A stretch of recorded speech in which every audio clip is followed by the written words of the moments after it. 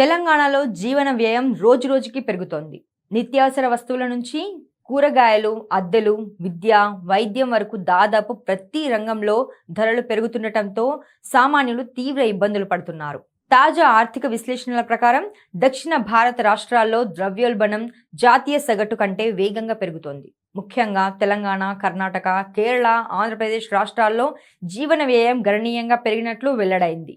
నిపుణుల అభిప్రాయం ప్రకారం పట్టణీకరణ వేగంగా పెరగడం, ఆదాయాలు పెరగడం, సేవా రంగం విస్తరించడం, గృహ అద్దెలు, అలాగే ఆహార ధరలు అధికంగా ఉండటం ఇందుకు ప్రధాన కారణాలుగా కనిపిస్తున్నాయి.